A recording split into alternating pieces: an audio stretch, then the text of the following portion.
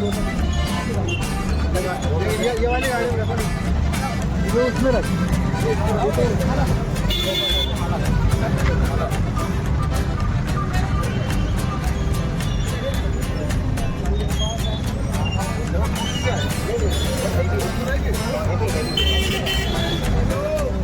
जय जोहर का नारा है, भारत देश हमारा है। जय जय जय जय भीम, जय भीम जय भीम। जय जोहर का नारा है, भारत देश हमारा है। जय जोहर का नारा है, भारत देश हमारा है। जब तक सूरज चल रहेगा, बाबा तेरा नाम रहेगा।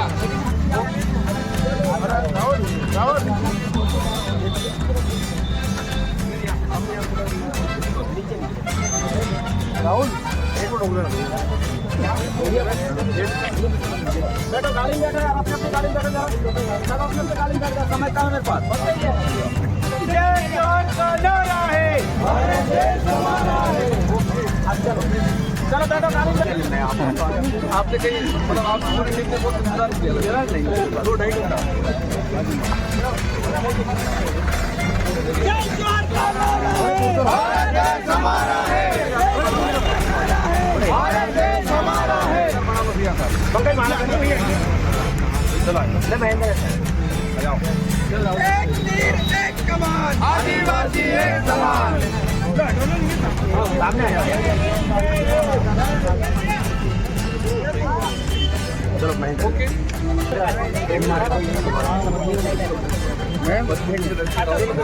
मिलजुल जय जोहर का नारा है।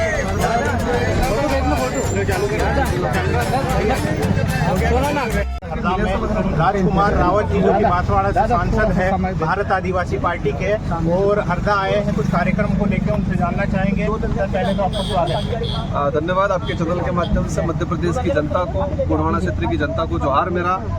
आज आदिवासी सांस्कृतिक एवं फड़ादेव कार्यक्रम था, उसमें यहाँ के सामाजिक संगठनों ने मुझे आमंत्रित किया और मुझे खुशी है इस यहाँ पर आके हमारा आज कार्यक्रम ये बाबा साहब अम्बेडकर जिन्होंने संविधान को एक शानदार रूप दिया और हमारे देश के दलित पिछड़ा आदिवासी जो गरीब तबके को एक सम्मान से जीने का जो अधिकार दिया, उनका माल्यार्पण करके आगे हम चल रहे हैं।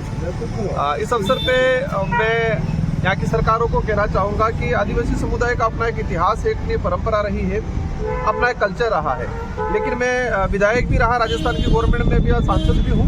हमने देखा है कि सरकार की तरफ से इनके संरक्षण को लेकर किसी प्रकार का अभियान या किसी प्रकार की पहल नहीं की जा रही है, जिसकी वजह से सामाजिक संगठनों को ही अपने कल्चर का संरक्षण को लेकर काम करना पड़ रहा है। आज देश लेवल पे और विशेषकर मध्य प्रदेश की बात करें तो मध्य प्रदेश में ये चर्चा में काउंटिंग किया जाता है कि मध्य प्रदेश के मुख्यमंत्री एससी समुदाय से आते हैं, लेकिन यहाँ पर एट्रोसिटी और बढ़ती जा रही है। और ये केस सामने आए हैं कि एट्रोसिटी होती है लेकिन थानों में मुकदमा दर्ज नहीं होता है, ताकि आंकड़ा शो नहीं हो।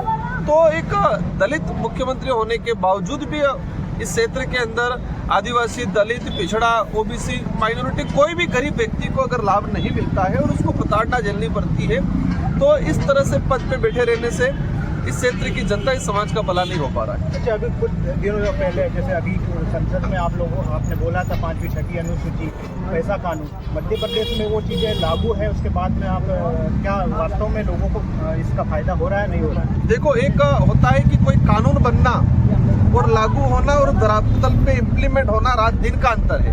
1996 के अंदर पैसा एक्ट का प्रावधान केंद्र सरकार लाई और मध्य प्रदेश के लिए इतने ज़्यादा इम्पोर्टेंट है कि दिलीप सिंह बुरिया का इसमें रोल रहा था और दिलीप सिंह बुरिया ने इसको लेके काफ़ी संघर्ष किया था।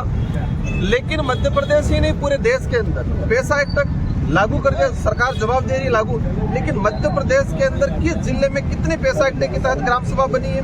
मध्य प्रदेश के इलाके के अगर देखा जाए तो ये विस्थापन जो हो रहा है, हाईवे निकल रहा है, क्या इन हाईवे के द्वारा विकास के विरोध में नहीं है ना? जो खनन हो रहा है तो पैसा एक्ट की ग्राम सभा का पालना नहीं हो रही है। तो एक सरकार के लिए पैसा एक्ट लागू है लेकिन धरातल पे इम्प्लीमेंट नहीं हो रहा है। पैसा एक्ट का नोडल अधिकारी कौन है यहाँ? कलेक्टेड है, कौन है? कलेक्टर ने कितनी पैसा एक्ट की ग्राम सभाओं की बैठक की? इसके बारे में अगर डाटा जानना चाहेंगे तो जीरो रिजल्ट मिलेगा।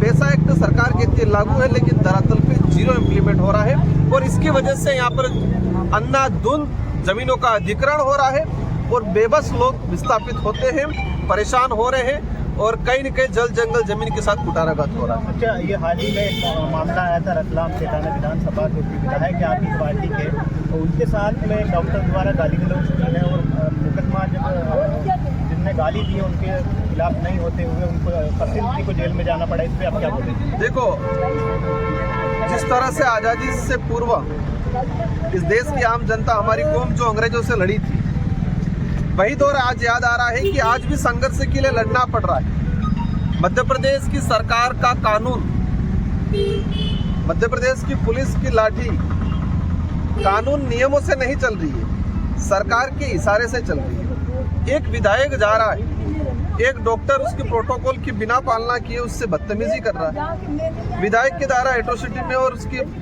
प्रोटोकॉल के तहत उस मुकदमा दर्ज किया जा रहा है, और दूसरी तरफ पुलिस बुला के उस पर फिर मुकदमा दर्ज करवा रही है। डॉक्टर की तरफ से विधायक पर मुकदमा दर्ज करवा रही है। खुला कई नेताओं ने विधायक के खिलाफ उल्टा सीधा गाली गलौज किया खुले मंच पे, बड़े पदाधिकारी, इसको लेके कोई मुकदमा दर्ज नहीं हुआ। इनको लगता है कि लोग दब जाएंगे, ये दबने वाले नहीं है, भले उनको जेल। हम तो कहते हैं कि हम उस रास्ते पे चले हैं जिस रास्ते पे हमें कहीं न कहीं परेशानी झेलनी पड़ेगी। जिस दबे कुचले समाज की बात करने निकले हैं तो अवश्य हमें हर प्रकार की प्रताड़ना और जेल।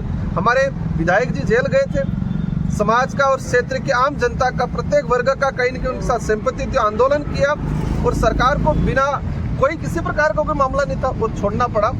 तो जिस तरह से एक विधायक को जेल भेजा जा रहा है, एट्रोसिटी एक्ट का मुकदमे में कार्रवाई नहीं की जा रही है, और एक विधायक अगर गरीब तबके की व्यक्ति की बात उठा रहा है और उसको अगर जेल भेजा जा रहा है, तो समझ लो कि मध्य प्रदेश के अंदर आम जनता की क्या हाल होगा। एक और सवाल है, अभी आने वाले विधानसभा चुनाव तो ये तो हो गए हैं, लेकिन आने वाले आप मध्य प्रदेश में आपका दौरा, आपकी पार्टी का भी कार्यकर्ताओं का दौरा देखने को मिल रहा है, क्या इस बार मध्य प्रदेश में कुछ बदलाव मिलेगा?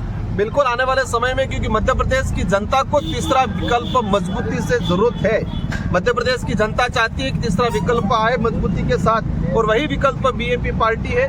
आज कांग्रेस विपक्ष में इतना बड़ा हादसा होता है, एक विधायक को जेल में डाला जाता है और कांग्रेस की तरफ से एक सिंगल सा बयान आके अतिशयोक्ति हो जाती है। तो विपक्ष की जिम्मेदारी है कि सत्ता के द्वारा जो शोषण अत्याचार किया जा रहा है उसके विरुद्ध लड़े, सत्ता की जो कमियां हैं उन कमियों को उजागर करे, लेकिन मध्य प्रदेश के अंदर विपक्ष ये काम नहीं कर पा रहा है। इसलिए आने वाले समय में बीएपी पार्टी एक मजबूत विकल्प के रूप में मध्य प्रदेश में आएगी। ठीक है।